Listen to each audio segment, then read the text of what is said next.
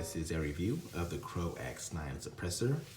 I've had this suppressor for a little bit over 2 years, and I am pleasantly surprised about how it has performed.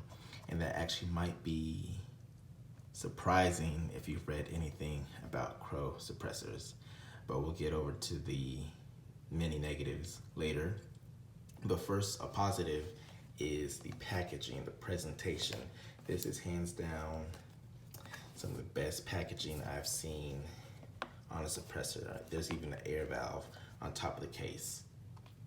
So they give you a nice hard shell case, nice lockup on the latches, and very nice presentation with the suppressor itself.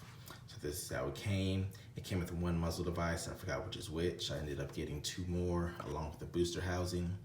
So I have a 1/2 by 28 for 223.556, a 1/2 by 28 for 9mm, a 5/8 by 24 for 30 cal, and the booster assembly for handguns, which is also 1/2 by 28 for 9mm.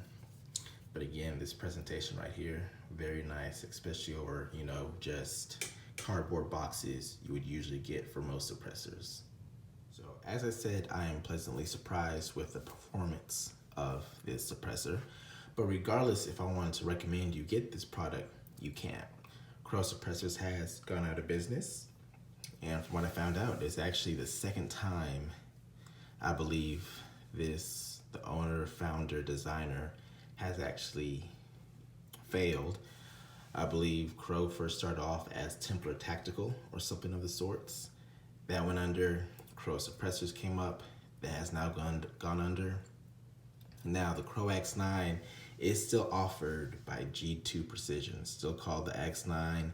The other suppressors Crux made are still called like the Saxon, Archangel. Those are still all offered by G2 Precision. But to get a Crux branded X9 or the other line is not a option anymore. So I doubt G2 will honor the Crux warranty.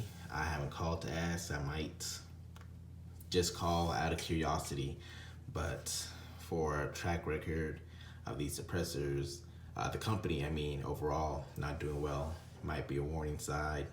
You might not want to get a G2 Axe or Saxon. And there's also horror stories out of the quality of the cans overall. If you read online, some people have had Crux products and they are horrible. When the time Crux was around to actually service their products, they took a long time, had bad communication and all that. And eventually Crux let their SOT license expire before they're going out of business, and they couldn't do any work on their suppressors. So that just left people high and dry. But I've read some issues where people had their outer housing crack, the front end cap coming off, stuff like that. So pretty crappy product. So, but in my case, I've had no issues with it. Like, I've shot several thousand rounds. I've shot 9mm 223.556 on a 10.5, as well as a 16-inch AR, 300 black out of a 10.5-inch barrel, 16-inch 308. What else? Also 16-inch 7.62 by 39. All those calibers through it, it's still in one solid piece. Hasn't blown up on me, and I've ran it hard, no issues. I mostly use it as a 9mm suppressor the most now. I have not shot it on a rifle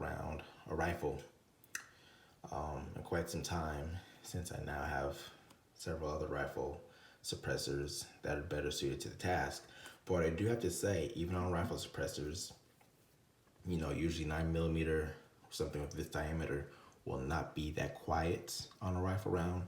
It did not do bad at all. I'll say that. It did not do bad at all. Like, even side to side for such a small can, it was not uncomfortable to shoot without ear protection. Now, I only did that once or twice. I'm not going to shoot any supersonic rifle round without ear protection, regardless of how it feels. But it was surprising how it did. And now on 9mm primarily, no issues. It's a good suppressor for 9mm. I use it on, I've shot about 300 rounds to it on the discretion here, since I like it a little bit, since it's a little bit smaller than the other pistol suppressors I have. It does a good job with, especially with the subsonic, even the supersonic. I'm blessed that, I may have the one of the few that they actually made that did not explode, come apart in pieces, and, left me in a really bad situation with a pile of tubes and baffles, and which I couldn't use at all. One thing I will say, if you are looking for a suppressor, do not number chase. One thing that the person did do, they do have videos out, Crow, and their metering data. I didn't know, I was so new to the suppressor game, the NFA game. His numbers were BS. I'm actually sure they were BS. But regardless of that or not, I'll go on and watch other suppressor channels, anything. I look at the metering data. My suggestion would be, do not pay attention to the numbers. If you see something, that rifle suppressor, it registered 129 decibels, 131, 132, ignore all that. Those numbers do not tell a whole story. Even though this suppressor here does not produce numbers originally claimed, it still does well. And then I have other suppressors where, I saw the metering data from maybe somebody like Silencer Shop, Military Arms Channel, something like that. It really doesn't mean it's going to end up sounding quieter just because that number is lower. And there's other things you can do to your suppressors, not the suppressors, but the host itself, to actually make it a better suppressor host, like especially on AR-15s, gas guns, tune down the gas, different buffer weights, stuff like that. If by some chance, you were able to get a G2 Precision X9 for like $400 and you already had a Yankee machine suppressor, I would probably say go for it, try it out. It might be worth spending possibly $600. It really does not do that bad as for a 9mm can. So size difference here between like the Bowers Verse 9S and the Crow. Is it as quiet as this? No. But what I am saying is it's not that far off for something with a larger diameter as well as volume. The Crow actually does pretty well as a suppressor. That's all I'm saying. If you are looking for a suppressor, your first suppressor, I would suggest going with a company that is a little bit better established. Something, especially with the possibility of overhauling what is legal and not legal in the gun industry, you would probably want to go with a company that makes revenue outside of just suppressors. You could end up seeing several other companies go under, not because of crappy products like this, but just because things might get more restrictive or they're not able to make any sales at all with NFA items.